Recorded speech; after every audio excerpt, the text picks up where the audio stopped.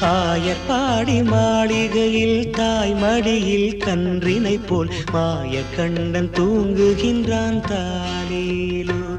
அவன் வாய் நிறைய மண்ணை உண்டு மண்டலத்தை காட்டிய பின் ஓய்வெடுத்து தூங்குகின்றான் ஆராரோ. ஓய்வெடுத்து தூங்குகின்றான் ஆராரோ.